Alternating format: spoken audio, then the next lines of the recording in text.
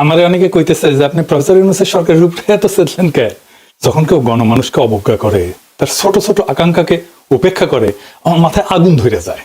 আমরা তো এটা আশা করি নাই যে প্রফেসর ইউনূসের সরকার দেশকে সোনায় মুড়াই দেবে, সে কথা বলিও নাই, তারা সেটা পারিবেও না। আমরা চাইছিলাম যে ইন্ডিয়ার প্রত্যক্ষ সমর্থনে আমরা ফ্যাসিবাদে পিষ্ট হয়েছি, সেই ইন্ডিয়া ঘৃণিত পতিত ফ্যাসিস্ট আর তার দলবলকে আশ্রয় দিছে, সেই রাষ্ট্রকে, ভারত রাষ্ট্রকে বুঝায় দেওয়া কামটা তোমরা ভালো করো নাই। এটা জাতীয় মর্যাদার প্রশ্ন। প্রত্যেক দিন পুশিন করতেছে ইন্ডিয়া। দেখেন এডিটর সাহেব, আপনি পুশিন লিগে সার্চ দেন, দেখেন কয়দিন পর পর কি পরিমাণে পুশিন হইতেছে বাংলাদেশে। আর মোদির ফুয়া, বিএনপির রিকমেন্ডেশনে হওয়া আমাদের পররাষ্ট্র উপদেষ্টা শ্রী শ্রী তৌহিদানন্দ প্রভুপাদ পাকিস্তান হইলে পৌরুষ জায়গা ওঠে, আর ইন্ডিয়ার পুশিনে নেতায় যায়। আমাদের স্বরাষ্ট্র উপদেষ্টা কয় এটা ইন্ডিয়ার উস্কানি না, মানে ওই বাংলাদেশের উপদেষ্টা না ইন্ডিয়ার উপদেষ্টা, এটাই প্রশ্ন। হাসিনার আমলে কেন পুশিন হয় না? আর কেন হাসিনা ক্ষমতা থেকে চলে গেলে পুশিন শুরু করে ইন্ডিয়া? ইন্ডিয়া দেখেন বাংলাদেশ থেকে পণ্য আমদানিতে নিষেধাজ্ঞা দিছে। ওই মাসে, যে মাসে নিষেধাজ্ঞা দিছে, ওই মাসে প্রায় 18% আমদানি বাড়াইছে বাংলাদেশ। দেখেন এমনকি এই বছর মে মাসে এসেও বিবিসি রিপোর্ট করতেছে ইন্ডিয়া থেকে পণ্য আমদানি কমে নাই, বাড়ছে। শুধু তাই না, ইন্ডিয়া থেকে চাল আমদানি করবে সরকার, চুক্তি ফুক্তিও করে ফেলেছে। আর ইন্ডিয়া একের পর এক বাংলাদেশের পণ্য আমদানিতে নিষেধাজ্ঞা দিয়ে যাচ্ছে। পরপর 3 মাসে 3 বার নিষেধাজ্ঞা দিচ্ছে। দেখেন এর মধ্যে মাইলস্টোনে দুর্ঘটনা হইল, ইন্ডিয়া কইল ডাক্তার পাঠাবো, আর আমাদের স্বাস্থ্য মন্ত্রণালয় লাল ফেলাইতে ফেলাইতে ফেলাইতে রাজি হয়ে গেল। আসলো ইন্ডিয়ান ডাক্তার। আমি কইলাম স্বাস্থ্য মন্ত্রণালয়ে আমাদের ডাক্তারের এই বার্নের রোগীদের কোন চিকিৎসা দিতে পারবে না যে ইন্ডিয়ান ডাক্তার দিবে? চুপ করে থাকে, কথা কইতে পারে না, উত্তর নাই তো। কেন তারা কইতে পারে না যে ভাই ধন্যবাদ, আমরা নিজেরাই পারবো? এর মধ্যে পাঠাইলে ইলিশ। গতবার আমরা মেলা হাউকাউ করেছিলাম না, সেটা তারা পাত্তাই দেয় নাই। যেন ইলিশ ওদের বাপের, বাংলাদেশ মনে হয় ওদের বাপের জমিদারি। ইন্ডিয়ার ভয়ে থরহরি কম্প এদের। ইন্ডিয়ার সাথে ডিলিংস বাদ দেন, আওয়ামী লীগের মিছিল ঠেকাতে পারে না, এতই অপদার্থ এরা। ইন্ডিয়ার সাথে সম্পর্ক উন্নয়ন করবে। ইন্ডিয়ার সাথে আমাদের সমস্যাটা কি সেটা জিগান উপদেষ্টাদের কইতে পারে কিনা, কোন ন্যারেটিভ আছে কিনা? হাসনাত আব্দুল্লাহ কইছে যে এই সরকারের যে কোনো ব্যর্থতা আমাদের দোষ দেয়, দিবেই তো। এই সরকারকে কে বানাইছে? ওয়াকার, ছাত্ররা আর আসিফ নজরুল। তো দায় নিবা না কেন? পুরা জুলাইকে তো তোমরা মিডিল ক্লাসের ন্যারেটিভ বানাই ফেলছো, যেন মিডিল ক্লাস আর ঢাকা ইউনিভার্সিটির ছাত্ররা জুলাই করেছে। যেহেতু মিডিল ক্লাস এটা একা করে নাই, বেশিরভাগ করছে দরিদ্র প্রান্তিক মানুষেরা, তারা তাই জুলাই দুর্বল হয়েছে, তারা সরে গেছে, তোমরাও দুর্বল হয়েছো। ওই রাজপথের শক্তিটা দূরে সরে গেছে। যাই হোক, এই ইন্ডিয়া প্রসঙ্গে একটা গল্প মাথায় আসলো যে কেন প্রফেসর ইউনূসের সরকারের এত ইন্ডিয়া প্রেম, এত বাম্বু খেয়েও ঠিক হয় না। এক মহিলা তার হাজবেন্ডকে ডিভোর্স দিছে। তো ডিভোর্স দেওয়ার 2 বছর পরে মহিলার পেটে বাচ্চা এসেছে। তো মহিলারা সবাই জিগায় তোমার না ডিভোর্স হয়েছে? তো মহিলা কয় হ্যাঁ হয়েছে, তবে ওই মাঝে মাঝে মাপ চাইতে আসে। তো ইন্ডিয়া মাঝে মাঝে প্রফেসর ইউনূসের সরকারের কাছে মাপ চাইতে আসে। যাই হোক, আজকের বিষয় ছিল নারী আসনে সরাসরি ভোটের বিষয় নিয়ে আলাপ করা। আসেন এটা দেখি, তাহলে দেখবেন আমাদের পলিটিক্যাল পার্টি, প্রফেসর ইউনূসের সংস্কার কমিশন আর এই ঐক্যমত কমিশন কেমন ভালসুন আর মূর্খসুদা। বাংলাদেশের সংসদে এতদিন 50টা নারী কোটার আসন ছিল। তো সংবিধান সংশোধনী কমিশন সেটার বাড়ায় নারী কোটার আসন 100তে বাড়ানোর সুপারিশ করেছে।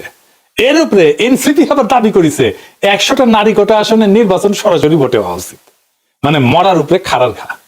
আসেন আসলে নারী কোটার আসনে সরাসরি ভোট এটা একটু বুঝে দেখি। প্রথমত আসি নারীদের জন্য আলাদা কোটা নিয়ে। এটা একটা গোত্র বা গোষ্ঠীর আলাদা রিপ্রেজেন্টেশন কখন দরকার হয়? পৃথিবীর ইতিহাসে কি এমন নজির আছে সে আলাদা রিপ্রেজেন্টেশন দিয়া সেই গোত্র করে কি? খায় না মাথায় দেয়? তারা তাদের কোন পলিটিক্যাল এজেন্ডা বাস্তবায়ন করে? এইসব কি এনসিপি ওরা জানে বা সংবিধান কমিশনের ওরা বুঝে? 2টা গোত্রের আলাদা রিপ্রেজেন্টেশনের সবচেয়ে বড় উদাহরণ আমাদের উপমহাদেশে আছে। ঐতিহাসিক বিভিন্ন সংঘাতের কারণে ব্রিটিশ ভারতের মুসলমানরা অনুভব করে যে সংখ্যাগরিষ্ঠ হিন্দুদের সাথে তাদের স্বার্থ এক না, বরং উল্টা। স্যার সৈয়দ আহমেদ খান বিভিন্ন ঘটনা ব্রিটিশ ভারতে হিন্দুদের হরেক রকমের এজিটেশন দেখা এই ব্যাপারে লেখালেখি করে যান। ভারতবর্ষের মুসলমান নেতাদের মধ্যে যেই ঘটনার ফলে এই উপলব্ধি সবচেয়ে গভীরভাবে প্রভাব ফেলে সেটা হইল 1905 সালের বঙ্গভঙ্গ। এর বিপরীতে হিন্দুদের অ্যাগ্রেসিভ রিয়াকশন দেখে আগুন জ্বালাই দিয়েছিল সারা বাংলায়।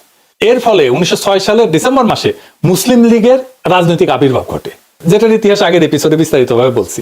মুসলিম লীগ গঠনের আগে 1906 সালের অক্টোবর মাসে ভারতবর্ষের 35 জন গণ্যমান্য মুসলমান নেতা প্রিন্স আগা খানের নেতৃত্বে সিমলাতে ভাইসরয় লর্ড মিন্টোর সাথে দেখা করতে যান। সিমলায় ভাইসরয়ের প্রাসাদ ভাইস রিগাল প্যালেসে এই মিটিংটা অনুষ্ঠিত হয়। সেই মিটিং এ মুসলমান নেতারা সর্বপ্রথম ভাইসরয়ের কাছে মুসলমানদের জন্য আলাদা রিপ্রেজেন্টেশনের দাবি উত্থাপন করে। ভাইসরয়ের কাছে মুসলমান নেতারা একটা অ্যাড্রেস ড্রাফট করে উপস্থাপন করে। সেটা ড্রাফট করছিল বিহারের সৈয়দ হোসেন বিলগ্রামী আর উত্তরপ্রদেশের সৈয়দ মীর মেহেদি আলী, যিনি নবাব মোহসেনুল মুলক নামে পরিচিত ছিলেন আর স্যার সৈয়দ আহমেদ খানের ঘনিষ্ঠ বন্ধু এবং উত্তরসূরি ছিলেন। সেই দাবিতে কি বলা ছিল, তার একটা অংশ হচ্ছে, এটা ইংরেজি যেহেতু কইছে তাহলে ঠিকই কইছে, তবে বাংলা এটা হইতেছে মুসলমানরা একটা স্বতন্ত্র সম্প্রদায় যাদের কিছু অতিরিক্ত স্বার্থ আছে যা অন্যান্য সম্প্রদায়ের সাথে মিলে না, বরং এইসব স্বার্থ যথাযথভাবে প্রতিনিধিত্ব পায়নি। এর ফলে সিমলা ডেপুটেশনে মুসলমান নেতারা ভাইসরয়কে জানায় যে সামনে ব্রিটিশ ভারতের যে নতুন সাংবিধানিক রিফর্ম বা সংস্কার আইন আসতেছে সেইখানে যেন মুসলমানদের জন্য সেপারেট ইলেক্টোরেট বা আলাদা ইলেক্টোরেট থাকে। অর্থাৎ মুসলমানরা ভোট দেবে মুসলমান আসনে, হিন্দুরা ভোট দেবে হিন্দু আসনে। এটার একটা নাম ছিল রোয়েদাদ। লর্ড মিন্টো মুসলমানদের স্বার্থ রক্ষার প্রতিশ্রুতি দেন এবং 1909 সালে যে মোরলে মিন্টো অ্যাক্ট পাস করা হয় ব্রিটিশ পার্লামেন্টে ভারতবর্ষের সংবিধান নিয়ে, সেখানে সর্বপ্রথম মুসলমানদের জন্য আলাদা ইলেক্টোরেট বরাদ্দ করা হয়। এইখানে মুসলমানরা কেন এরকম অনুভব করলো, তাদেরকে হিন্দুরা কি চোখে দেখতো, এসবের ইতিহাসের বাস্তবতা একদম ইতিহাসের বিভিন্ন লিটারেচার যেমন বঙ্কিম, শরৎচন্দ্র, ডিএল রায়, নীরজ চৌধুরী এদের কাছ থেকে কোট করে প্রমাণ করে দেখানো যাবে, সেটা অন্য আলাপ। এর ধারাবাহিকতা এবং আরো অসংখ্য ঘটনার ফলশ্রুতিতে 1947 সালে পাকিস্তান রাষ্ট্রের আবির্ভাব ঘটে। এছাড়া আরেকটা উদাহরণ আছে বেলজিয়ামে। বেলজিয়ামের দুইটা গোত্র আছে, ওয়ালুন যারা ফরাসি ভাষায় কথা বলে, আর একটা হচ্ছে ফ্লেমিশ বা যারা ডাচ বা ওলদান ভাষায় কথা বলে। ফেডারেল পার্লামেন্টে এই দুই গোত্রের রিপ্রেজেন্টেশন সেপারেট, তাদের আলাদা আলাদা সিট মানে সেপারেট ইলেক্টোরেট।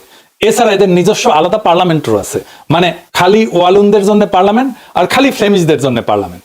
তাইলে এতক্ষণ ধরে যা বুঝলাম আমরা, সেটার মর্মার্থ হচ্ছে একটা গোত্র বা গোষ্ঠী তখনই নিজেদের জন্য আলাদা সেপারেট ইলেক্টোরেট অথবা রিপ্রেজেন্টেশন দাবি করে যখন তারা অনুভব করে যে তাদের স্বার্থ অন্য গোত্র সংরক্ষণ করবে না। তারা অন্য গোত্রের মানুষকে বিশ্বাস করে না এবং অন্য গোত্রের মানুষ যা করবে যে সেটা তাদের স্বার্থের ঠিক বিপরীত হবে। এখন এই যে নারীদের জন্য আলাদা সংরক্ষিত আসন, এটা তো একটা হাজারু মার্কা আলাদা রিপ্রেজেন্টেশনের বুদ্ধি, একদম টিপিক্যাল বাঙ্গু প্রগতিশীল মার্কা বুদ্ধি। কিরকম প্রগতিশীল, এই যে দেখেন দিল্লির মালমতিগঞ্জ প্রথম আলো এটার একদম ডাইহার্ট প্রমোট করে। মতি মাহফুজ আমাদের যা করতে বলবে আমাদের বাই ডিফল্ট সেটার উল্টা কাজ করা উচিত। আসেন এটার ভিতরের বিষয়টা একটু বুঝে দেখি। নারী আর পুরুষ কি রাজনৈতিকভাবে আলাদা গোত্র বা গোষ্ঠী? কখনোই না, হতেই পারে না। এটার উদ্ভট অসম্ভব প্রস্তাবনা। সেপারেট বা আলাদা রিপ্রেজেন্টেশনের প্রশ্ন তখনই ওঠে যখন কোনো গোত্র বা গোষ্ঠী রাজনৈতিক বা পলিটিক্যাল দৃষ্টিকোণ থেকে নিজেদের স্বার্থকে অন্য গোষ্ঠীর স্বার্থ থেকে আলাদা বিবেচনা করে। একটা রাজনৈতিক মতাদর্শ বা ফিলোসফিতে নারী পুরুষ উভয়ে একই সাথে পার্টিসিপেট করে। যেমন আওয়ামী লীগের রাজনৈতিক মতাদর্শ কি, সেটা কন ভারতের পাঁচাটা, তাই তো, আর 71-এর চেতনা। এই যে আওয়ামী নারী, আওয়ামী পুরুষ, আওয়ামী বৃদ্ধ, আওয়ামী যুবক সবাই এটা ধারণ করে। একইভাবে বামদের রাজনৈতিক মতাদর্শ কি, যেটা যাই হোক বাম নারী পুরুষ একসাথে ধারণ করে, তাই না? ইসলামী রাজনীতির মতাদর্শ নারী পুরুষ উভয় একসাথে ধারণ করে। এখানে নারীদের সাথে পুরুষদের কোনো ন্যূনতম রাজনৈতিক ডিফারেন্স নাই। নারী আর পুরুষ আলাদা সেপারেট কোনো রাজনৈতিক গোষ্ঠী না, যে ঠিক যেরকম যুবক আর বৃদ্ধ কোনো আলাদা রাজনৈতিক গোষ্ঠী না। কাউকে কি কোশ্মিন কালেও কোনো প্রস্তাব আনতে শুনছেন যে বৃদ্ধদের জন্য আইনসভাতে আলাদা সিট লাগবে, 40 থেকে 50 বছর বয়সের জন্য আলাদা সিট লাগবে, 20 থেকে 30 বছর বয়সের জন্য আলাদা সিট লাগবে? না, শুনেন নাই। তো এটা বলার সময় আমার ভয় লেগেছে যে কওয়া যায় না বাঙ্গুলেন তো সবই সম্ভব, হয়তো সামনে কেউ এরকম দাবি তুললেও তুলতে পারে, অথবা আর এরকম উদ্ভট দাবি উঠতে পারে। যেমন যে সমস্ত মেয়েদের চুলের রং সোনালী আর ব্রুনেট, যাদের চুলের রঙের গাঢ় বাদামি, তাদের জন্য আলাদা আলাদা সিট লাগবে। যদিও বাংলাদেশের অধিকাংশ মেয়ের চুলের রং কালো, কিন্তু পাশ্চাত্যে কিন্তু ব্লন্ড আর ব্রুনেটদের মধ্যে রেশারেশি আছে। এখন এই বাঙ্গু লজিকে চুলের রং অথবা চোখের রঙের উপরে ভিত্তি করে তাহলে সংসদে আলাদা সিট থাকতে পারে। নারীদের রাজনৈতিক পরিচয় আর স্বার্থ কি পুরুষদের থেকে আলাদা? না, একদম না। আমি একজন নারী ভারতীয় আওয়ামী বাম দালাল যেমন লাকি আক্তারকে যেরকম অপছন্দ করি, সেই একই রকম ভাবে অপছন্দ করি পুরুষ অমিপিয়াল আর এই যে হিজরা নাকি মুন্নিশা অনেকে কয়। তো এখানে নারী পুরুষ হিজরা তো ম্যাটার না। ঠিক আর উল্টা, আমি জুলাই আগস্ট বিপ্লবের এই বিপ্লবী নারীদেরকে ঠিক ততটাই রাজনৈতিক ভাবে আপন মনে করি যতটা করি জুলাই আগস্ট বিপ্লবের বিপ্লবী পুরুষদেরকে। ওই যে বিএনপির ব্ল্যাকমেল কুইন রুমিন পারানা আর ফজা পাগলা দুটোই আমার একই রকম রাজনৈতিক শত্রু। এখানে নারী পুরুষের তো কোনো প্রশ্ন ওঠে না। যদি কারো আলাদা রাজনৈতিক স্বার্থ বা ইন্টারেস্ট নাই থাকে তাহলে আলাদা সেপারেট আসন প্রস্তাবে আনা তো পুরা স্টুপিডিটি, এটা ভোগাজ একটা দাবি।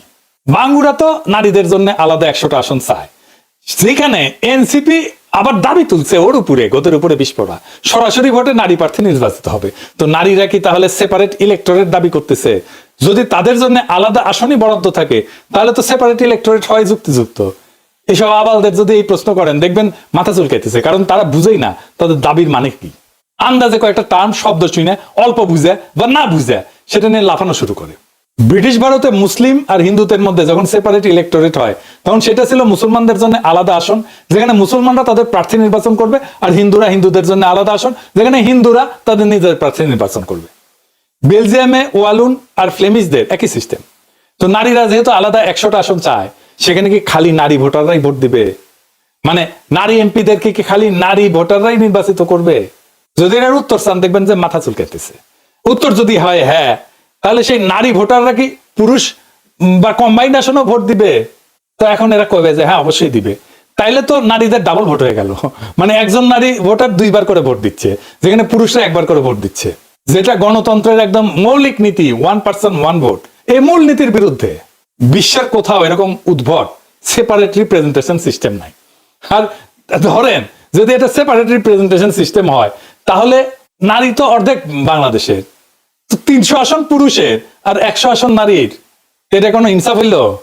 আবার দেখেন এটা যদি বলেন তখন ওরা কবে হয়তো যে না না, নারী আসনে নারী পুরুষ সবাই নির্বিবাদে ভোট দেয়া খালি নারী প্রার্থীদের নির্বাচিত করবে। তো নারী আসনের মূল লজিকই তো হচ্ছে নারীদের স্বার্থ পুরুষদের হাতে নিরাপদ না। তসলিমা নাসরিন থেকে শুরু করে সব বাঙ্গ প্রগতিশীল নারীবাদীদের তো একটাই থিওরি। তো ধরে নিলাম সেটাই যদি হয়, তাহলে নারীরা কেন নিজেদের জন্য সেপারেট রিপ্রেজেন্টেশনে পুরুষদের ভোটাধিকার প্রয়োগের অধিকার দিবে? আজব ব্যাপার না? যখন ব্রিটিশ ভারতে হিন্দু মুসলিম অথবা বেলজিয়ামে ওয়ালুন ফ্লেমিশ সেপারেট ইলেকটোরেট হয় আর দুইটা গোত্র বিশ্বাস করে একে অপরের স্বার্থ রক্ষা করবে না, তখন তারা নিজেদের আসনে অন্য গোত্রকে কখনোই ভোট দিতে দেয় না। তো যদি এটা নাই হয়, মানে একটা গোত্রের আসনে যদি আরেকটা গোত্রের মেজরিটি মানুষ এসে ভোট দিচ্ছে, তাইলে তো পুরো সেপারেট ইলেকটোরেট বা রিজার্ভ সিটের পারপাস বা উদ্দেশ্যই মাঠে মারা গেল। মানে বাংলাদেশ স্টুপিডিটি মাঝে মাঝে আমার মাথায় আর রক্ত উঠে দেয়। নারীদের সংরক্ষিত আসনে যদি পুরুষরা ভোট দিতে পারে, তাহলে নারী পুরুষের আলাদা আলাদা আসনের দরকার কি? আর নারীদের জন্য সেপারেট সিটের দরকার কি? পুরো ব্যাপারটা এতই বোগাস, এতই বুলশিট যে বিশ্বের কোন পাশ্চাত্য দেশের আইনসভায় এরকম নারীদের জন্য আলাদা সংরক্ষিত আসনের কোন বিধানই নাই। আছে? নাই। জি ঠিকই শুনেছেন, পাশ্চাত্যে কোনো দেশে নারীদের জন্য কোনো আলাদা নারী কোটার আসন নাই। পাশ্চাত্যরা তো নিজেদের নারী স্বাধীনতা, নারী ক্ষমতায়নের সূতিকাগার বলে মনে করে, বাঙ্গ প্রগতিশীলরা তাই বলে। সেই পাশ্চাত্য জগতে 20 শতাব্দীতে নারীরা প্রথম ভোটাধিকার পায়। সেটা পাওয়ার পর থেকে আজ পর্যন্ত একটা পশ্চিমা দেশ, জাপান, কোরিয়া, কোথাও এই নারীদের জন্য আইনসভায় কোটা নাই। তাদের ইতিহাসে কখনোই ছিল না। আমেরিকা বলেন, কানাডা বলেন, ইংল্যান্ড বলেন, অস্ট্রেলিয়া বলেন, ইউরোপ বলেন, কোথাও এই বোগাস সিস্টেম নাই। তো বাঙ্গ প্রগতিশীলরা তো ক্যাথলিকের চেয়ে তো মোর পোপ হইল। মানে কেউ যদি নিজেকে পোপের চেয়ে বড় ক্যাথলিক মনে করে, এইসব আতেলদেরকে বলা হয় মোর ক্যাথলিক দেন পোপ। তো বিশ্বের নারীদের জন্য কোটা আসন কোন কোন দেশে আছে জানেন? শুনবেন? আসেন এটা শুনি। নামগুলা কিন্তু মজার: Rwanda, Uganda, Bangladesh, Nepal, Pakistan, Jordan. বাংলাদেশকে তো অনেকে উগান্ডার সাথে তুলনা করে, সেটা যে একেবারে ভুল তা কিন্তু না। মানে সব তৃতীয় বিশ্বের দেশ যেখানে বোকাচোদা মতি গন্ঠ মার্কা প্রগতিশীল আলগা নারীবাদীরা আছে, সুলতানা কামাল চক্রবর্তী, রাশেদা চৌধুরী, খুশি কবির, তসলিমা নাসরিন, এই সমস্ত কপালে বড় বড় টিপ পড়া নিরেট বুদ্ধির মালগুলা গোজামিল বয়ান গিলাইছে জাতিকে, সেই জায়গাতেই আছে এগুলা।